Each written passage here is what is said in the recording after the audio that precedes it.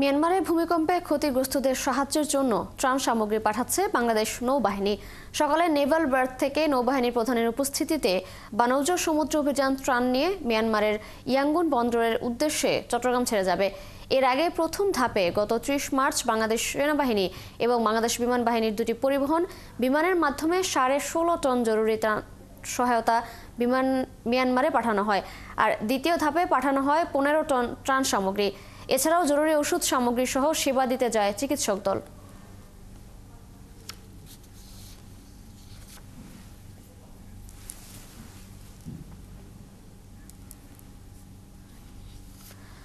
ভয়াবহ ভূমিকম্পে ক্ষতিগ্রস্ত মিয়ানমারে জরুরি ত্রাণ ও চিকিৎসা সামগ্রী পাঠাবে বাংলাদেশ নৌবাহিনী। সকালে নেভাল বার্থ থেকে নৌবাহিনীর প্রধানের উপস্থিতিতে বানৌজা সমুদ্র অভিযান চট্টগ্রাম ছেড়ে যাবে। এ বিষয়ে বিস্তারিত জানাতে আমাদের সাথে যুক্ত হচ্ছেন সহকর্মী রাজীব বড়ুয়া। রাজীব, আপনার কাছে জানতে চাই, ত্রাণবাহী জাহাজ কখন বাংলাদেশ ছেড়ে যাবে আর এই ত্রাণের মধ্যে কি কি রয়েছে? আপনি জানেন যে গত ২৮শে মার্চ মায়ানমারে ভয়াবহ ভূমিকম্প হয়েছে। এই ভূমিকম্পে ব্যাপক জানমালের ক্ষয়ক্ষতি হয়েছে।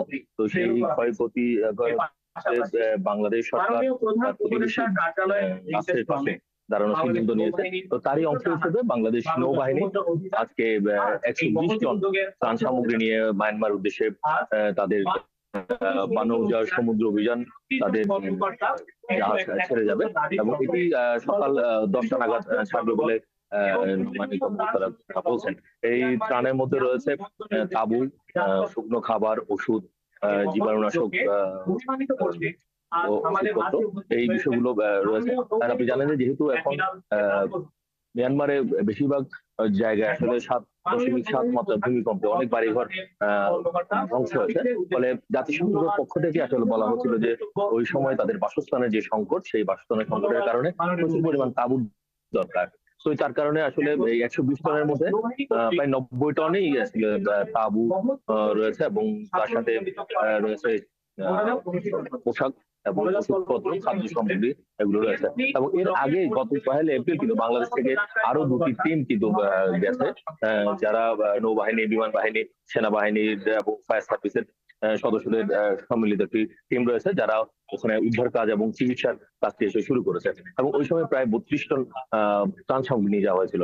তো এইবার কিন্তু একটু বেশি পরিমাণে ত্রাণ সামগ্রী নিয়ে যাওয়া হচ্ছে এবং আগামী ১১ তারিখে এই জাহাজ, বাংলাদেশ নৌবাহিনীর জাহাজ সমুদ্র অভিযান, সেটি মায়ানমারের ইয়াঙ্গুন বন্দরে পৌঁছাবে এবং ইয়াঙ্গুন বন্দরে পৌঁছে সেখানে আসলে বাংলাদেশ সরকারের পক্ষ থেকে যে সহযোগিতা, সেটি তারা মায়ানমার কর্তৃপক্ষের কাছে হস্তান্তর করবে। এবং আপনি জানেন যে এর আগেও কিন্তু ২০২৩ সালে যখন মোখা ঘূর্ণিঝড়ের আক্রমণে মায়ানমারের বেশ কিছু এলাকা ধ্বংস হয়েছিল, তো সেই ক্ষেত্রে তখনও কিন্তু বাংলাদেশের পক্ষ থেকে কিন্তু বাংলাদেশ নৌবাহিনী সমুদ্র জয়, সেই সমুদ্র জয়ের মাধ্যমে কিন্তু বেশ কিছু সহায়তা প্রদান করেছে। এবং বাংলাদেশ সরকার সবসময় মনে করে যে তার আশেপাশে যে প্রতিবেশীরা আছে এবং তাদের যে দুঃসময়, এই দুঃসময়ে কিন্তু বাংলাদেশ সবসময় মানবিক সহায়তা নিয়ে আছে, তাদের পাশে দাঁড়ানোর চেষ্টা করেছে।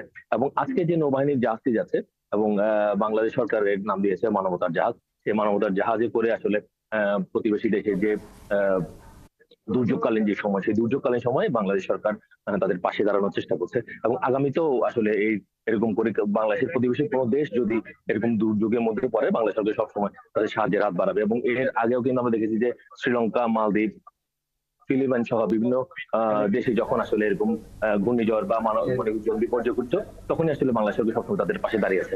এবং রাজীব, ধন্যবাদ আপনাকে। আপনি আছেন সেখানে, আরো খোঁজ খবর রাখতে থাকুন। নিশ্চয়ই আমরা পরবর্তী সংযোগে আবারও যুক্ত হবো আপনার সাথে।